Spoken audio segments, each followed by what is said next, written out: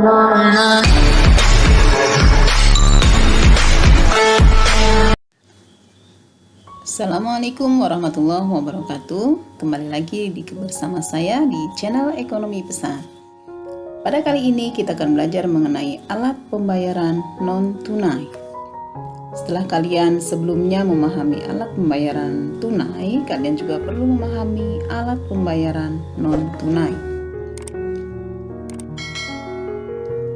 Jenis-jenis alat pembayaran non-tunai di sini ada beberapa macam jenis. Yang pertama adalah instrumen berbasis warkat. Instrumen berbasis warkat umumnya berbentuk clearing debit. Hal ini telah diatur dalam hukum dan dikenal dalam praktik perbankan di Indonesia. Instrumen berbasis warkat yang saat ini digunakan yaitu berupa cek. Cek adalah surat perintah tidak bersyarat untuk membayarkan sejumlah uang tertentu. Ini adalah contoh cek. Pada cek di sini terdapat nama bank, kemudian ada nomor cek, ada jumlah yang harus dibayarkan di sini, kemudian ada tanda tangan dan ini adalah nomor rekening. Nah, yang menjadi syarat formal cek, syarat formal adalah ada nama cek. Kemudian ada perintah tidak bersyarat untuk membayarkan sejumlah uang. Nama pihak yang harus membayar atau tertarik ini harus ada dalam cek. Kemudian penunjukan tempat di mana pembayaran harus dilakukan. Pernyataan tanggal beserta tempat cek ditarik. Kemudian tanda tangan orang yang mengeluarkan cek. Instrumen yang kedua adalah biljet giro. Biljet giro adalah surat perintah dari nasabah kepada bank penyimpan dana untuk memindah bukukan, tidak berlaku untuk penarikan tunai, sejumlah dana dari rekening yang bersangkutan kepada rekening pemegang yang disebutkan namanya. Ini contoh biljet giro seperti ini.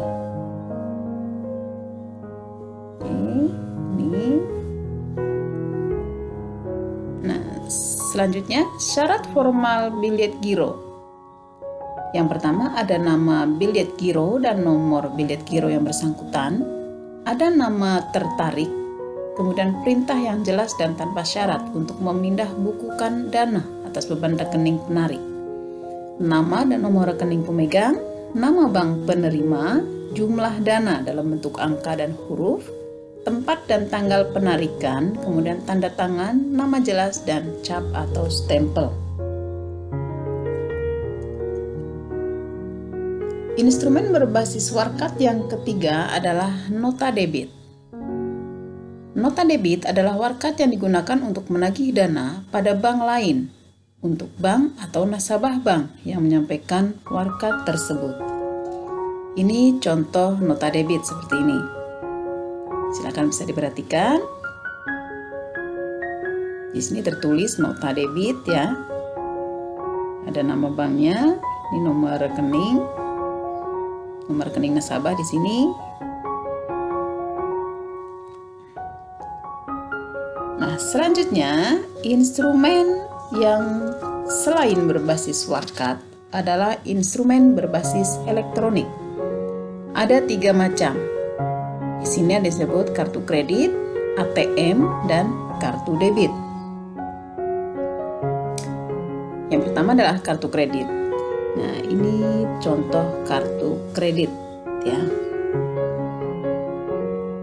Ini contoh kartu kredit. Kartu kredit adalah alat pembayaran menggunakan kartu yang digunakan untuk melakukan pembayaran atas kewajiban yang timbul dari suatu kegiatan ekonomi, termasuk transaksi pembelanjaan dan atau untuk melakukan penarikan tunai, di mana kewajiban pembayaran pemegang kartu dipenuhi terlebih dahulu oleh acquirer atau penerbit dan pemegang kartu berkewajiban untuk melakukan pembayaran pada waktu yang disepakati, baik dengan pelunasan secara sekaligus ataupun dengan pembayaran secara angsuran. Sedangkan kartu ATM adalah kartu yang digunakan untuk melakukan penarikan tunai dan atau pemindahan dana di mana kewajiban pemegang kartu dipenuhi seketika dengan mengurangi secara langsung simpanan pemegang kartu pada bank atau lembaga selain bank yang berwenang untuk menghimpun dan sesuai ketentuan perundang-undangan yang berlaku. Kartu debit ini alat pembayaran menggunakan kartu yang dapat digunakan untuk melakukan pembayaran atas kewajiban yang timbul dari suatu kegiatan ekonomi, termasuk transaksi pembelanjaan, di mana kewajiban pemegang kartu dipenuhi seketika dengan mengurangi secara langsung simpanan pemegang kartu pada bank atau lembaga selain bank yang berwenang untuk menghimpun dana sesuai ketentuan perundang-undangan yang berlaku. Jenis kartu ATM dan kartu debit ini sebenarnya sama. Yang membedakan kalau kartu debit di sini untuk pembayaran ya, kalau kartu ATM ini untuk penarikan maupun pemindahan dana. Tapi kartunya sama sebenarnya. Selanjutnya ada jenis-jenis penyelesaian transaksi non tunai. Yang di sini ada yang disebut dengan BIRTGS. Dengan semakin berkembangnya perekonomian, kebutuhan dari masyarakat akan adanya sistem pembayaran yang lebih cepat, efisien, dan aman menjadi semakin meningkat. Sejalan dengan itu, kebijakan Bank Indonesia di bidang sistem pembayaran diarahkan pada pengurangan dan pencegahan risiko pembayaran antar bank yang bersifat sistemik, terutama yang diakibatkan oleh adanya kegagalan dalam pembayaran yang bernilai besar. Salah satu realisasi dari kebijakan tersebut adalah dikembangkannya suatu sistem settlement berbasis gross dengan sistem online koneksi elektronik antara bank-bank dengan Bank Indonesia. Sistem ini dikenal dengan nama sistem BIRTGS yang diluncurkan pertama kali pada tanggal 17 November tahun 2000. BIRTGS adalah suatu transfer dana elektronik antar peserta dalam mata uang rupiah yang penyelesaiannya dilakukan secara seketika per transaksi secara individu. Prosesnya, bank pengirim. Kemudian data akan masuk ke sentral sistem RTGS di KPBI Jakarta. Kemudian akan diteruskan ke bank penerima. Sedangkan SKNBI adalah pertukaran warkat atau data keuangan elektronik antar peserta clearing, baik atas nama peserta atau nama nasabah peserta yang perhitungannya dalam waktu tertentu. Clearing debit ini berbentuk cek atau bilet giro ataupun bentuk lain. Kemudian clearing kredit ini mengisi formulir isian yang disediakan oleh bank clearing. Kredit maksimal 100 juta. Jika melebihi 100 juta, maka akan menggunakan BIRTGS.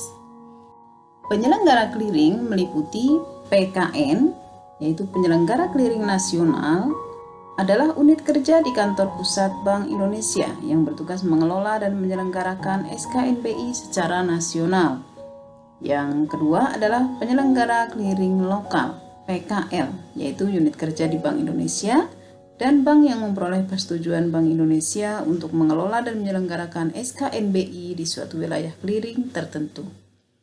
Setiap bank dapat menjadi peserta clearing, kecuali BPR, Bank Perkreditan Rakyat.